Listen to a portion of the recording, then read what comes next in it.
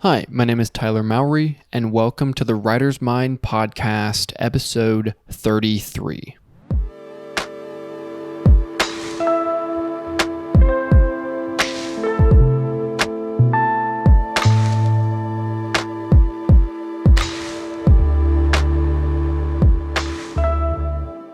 All right, welcome to another episode of the podcast. I have another book this time. If you are looking for the even episodes and podcast episode 34, you can listen to all of them right now at patreon.com/thewritersmind. There's also a Discord involved, so come hang out if you join the Patreon. There's a lot of great episodes in there. There are, 30, I don't know. I can't do math. I'm not doing the math right now. There's a lot of episodes in there. You should go check them out. There's really good stuff. Today, what I want to talk about is dreams. So, one thing that I've been thinking about recently, and I've been having some discussions with friends about, is the idea of dreams. What are dreams? They are this very weird thing that we are dealing with on a very consistent basis, but we know very little about what they are and how they operate. I mean, do you ever really think about what is going on so consistently every single time you go to sleep? When you dream, there's this other world that your brain is in, and it sort of relates to your conscious world, but not really. And you essentially go on this crazy journey inside of your head, and then you wake up and it's supposed to just be normal, and you're supposed to shove all this under the rug and move on with your life. But they are really this weird thing that we're doing all of the time. That every time we go to sleep, or many times when we go to sleep, we are just off in this different world that's operating off of a completely different system, and that doesn't operate how our conscious mind operates. And it's so easy for us to forget them when we wake up in the morning. So I was talking about this with some friends, and recently I started reading this book called Man and His Symbols by, it's edited by Carl Jung, and there is some of it that is written by Carl Jung, but this was the last book that he was involved with before he died. And the purpose of this book, Man and His Symbols, was to make a lot of his basic concepts easy to understand for the general public. And so I thought this would be a good one for us to take a look at in the podcast, because I'm not a psychologist, and I think it would be interesting to start with his most accessible book, according to him, and also the book that is supposed to have the most important concepts in their most basic format. And so this book starts off talking about dreams. And in this book, what he goes through is he starts talking about how dreams have symbolism in them. And essentially, when we look all around us, we have symbols for all these different elements of our lives. And when we think about concepts, we're not really thinking about physical things as much as we are thinking about ideas, right? So when you think about a chair is a physical object, but it's also this concept in your head, so that when you see new chairs, you know what they are. You're like categorizing things in your mind. But symbols also represent larger things, right? So in different religions, there are different symbols that mean something. In Christianity, there is the cross that is a symbol of, many different things. And there are symbols of animals that mean things in different religions. One of the things that he talks about in this book is that animals are a very consistent religious symbol, and also the number 4, and animals in groups of 4 for some reason have symbols that coexist with a lot of different religions. And what he is talking about here is he says that we constantly use symbolic terms to represent concepts that we cannot define or fully comprehend. Man also produces symbols unconsciously and spontaneously in the form of dreams. So one of the things that he gets into in this first chapter of this book is that dreams are our unconscious mind's organization and categorization and balance that the unconscious mind is doing against your conscious mind. So one of the examples he uses in here is one of his clients. They was speaking about this dream that he was having, and it was about him fighting with this angry, drunken woman. And Jung focuses on the symbol of the dream and what does this woman mean in relation to this person's life. And essentially what they get down to is that it doesn't mean like a particular woman in his life. What it meant was this element of this person's identity that was out of control and all over the place when his conscious mind was trying to always present himself as the perfect gentleman. And his conscious mind believed himself to be the perfect gentleman. And what was happening in this dream was that his unconscious mind was balancing that inconsistency with his conscious mind. And so one of the things that Jung talks about in here is that the dreams exist to show. Dreams are a channel that the unconscious mind can use to show the conscious mind elements that it might be missing, information that it needs, symbols to understand how to operate, essentially. And I am really fascinated with what he's talking about here because I think dreams are such an interesting part of our existence. And one thing that we don't get into enough is this idea that we have this unconscious mind, this unconscious part of ourselves, right?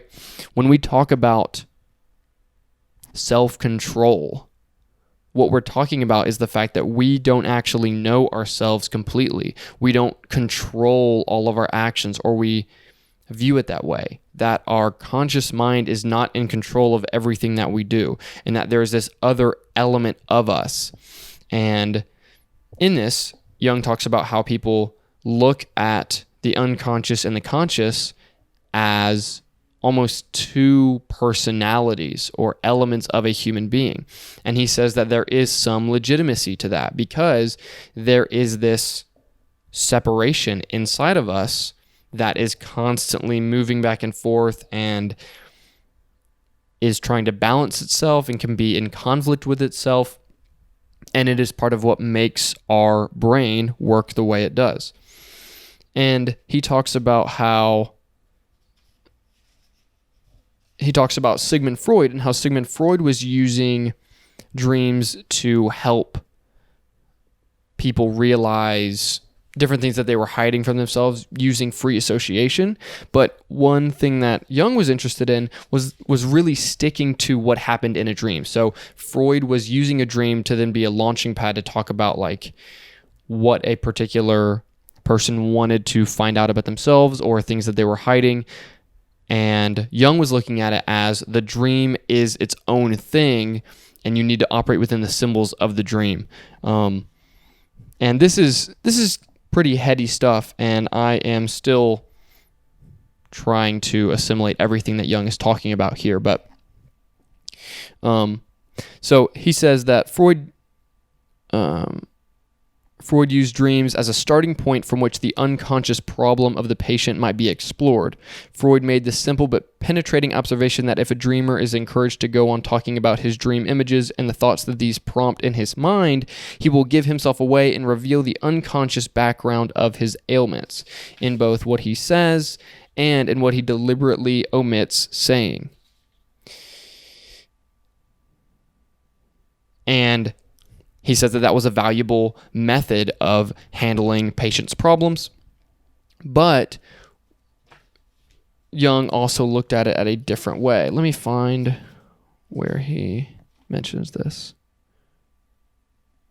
So Jung took a different method in saying rather than using the dream as a launching point to find out what was ailing a certain person by free association, Jung says that I concluded that the only material that is clearly and visibly part of a dream should be used in interpreting it. The dream has its own limitation. Its specific form itself tells us what belongs to it and what leads away from it. While free association lures one away from that material in a kind of zigzag line, the method I evolved is more like a circumambulation, that's a big word for you, whose center is the dream picture. So essentially, Jung was saying, the dream is symbolic for something in that person's life. And one of the most interesting things about this book was Jung says that dreams are very specific to individuals, that there isn't any sort of universal way of interpreting dreams, but that the dreams really were individualistic and original from person to person. And he said that the reason they exist that way is because of the nature of how the human mind is creating symbolism. And so your specific set of symbolism can be different from other people's because you are the only one that is inside of your mind. And he also states that symbolism is such a huge part of how we operate as people because we have such incorrect and we only have half the information. We have pieces of all of the information that we have, right? So one of the things he says is that because we are constrained by our senses, taste, touch, smell, etc., that all of these things have clear boundaries on them, and that all the information that we are taking in is coming through that. Therefore, we are missing massive amounts of information. And because of that, we need to use symbols to understand what we are looking at and understand how to navigate the world correctly. And I really think that this is fascinating because what he is talking about here is essentially that we can't really know very much and all of our knowledge is approximated. And it gets even messier because when we try to communicate from one person to the other, we are sending each other approximated information all the time. Even language itself is a way of approximating information and giving it to somebody else. Because to tell somebody something is to condense the information into words to then give that to them. And so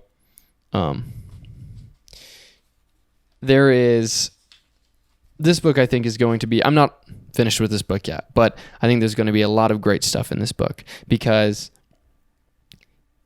he is essentially explaining the most basic element of how the brain works, which is that there is these two major pieces of how our brain is operating, the conscious mind and the unconscious mind, and that we are operating always out of a sense of not having all of the information and using approximate information. And not only that, but our conscious mind misses things and we can focus our attention in our conscious mind, which then means that our unconscious mind is picking up things that our conscious mind is not in a given situation.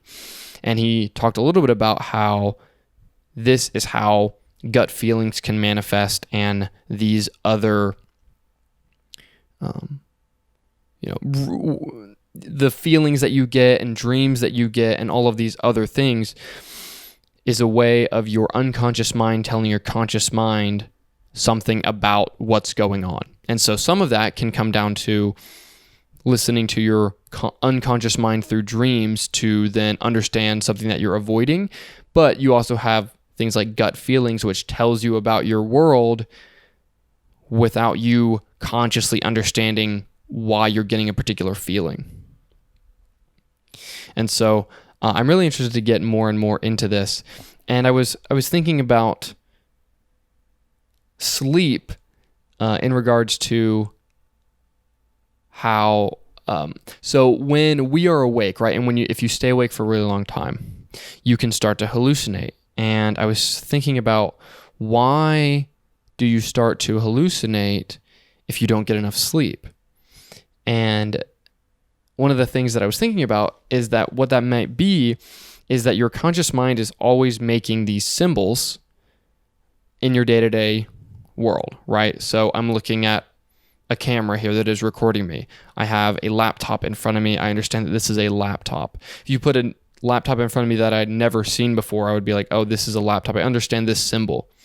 I understand that there's a chair sitting over here, that I'm sitting in this chair, that there is a lamp across the room, that this is a bookshelf, right? All of these things are approximate symbols that my brain is using to interpret the information that is around me. So then when I don't get any sleep and I am getting tired, my brain is slowing that process down on making symbols, right? Of categorizing the things that it is perceiving into symbols that I can understand. And so when that system of categorization starts to break down, my brain can start creating wrong symbols, essentially. So like the way that you can see a person when you're hallucinating, or see some sort of thing that isn't actually there, that is a hallucination. What it is, potentially, this is just a theory I was thinking about, is your brain making a symbol that is incorrect and that doesn't actually represent the world, because your brain is moving slower than it would if you actually had sleep. And even the idea that we don't understand why we need sleep is so interesting. We don't actually know really why we must sleep. And I think it has a lot to do with the unconscious mind and the fact that we almost need this time where our conscious mind is not in control, where our unconscious mind can come in and mess around with our symbol sets and allow us to break out of our symbolic mode that exists when we are conscious. And I think this is such an interesting thing about being a human being, that we have this weird duality. And it colors so much of what we do, right? I mean, even art, both in storytelling and visual art or audio or auditory art, they are built off of trying to tap into our unconscious mind as well as our conscious mind. So we build these things off of skill set, off of things that are built by us in our conscious mind, like, for a story, for example, it would be understanding structure, understanding how to build characters, these sorts of things. But then the unconscious element of that is the emotion and the belief element, and this element of attaching beliefs to characters that isn't just conscious, but also emotional. And, there's this layer of belief that isn't conscious, in the sense that you consciously believe something, but then that emotionality and that deeper layer that attaches to that conscious belief is in the unconscious. And I think that a lot of our emotions come from the unconscious, and I think that's pretty clear, pretty obvious. And you can even look at, that's why when Freud was talking about using dreams and using these association tactics to show people things that were wrong and that were bothering them and creating complexes in them, it was because he was tapping into their unconscious mind to then bring it into the conscious, be aware of it, change it, and then reassimilate it into like their larger personality. So I think that there's a lot of fascinating stuff in this. And, he even talked about, even briefly, the idea of how we create symbolism through things that don't have innate symbolism, like those ink blots. What are they called?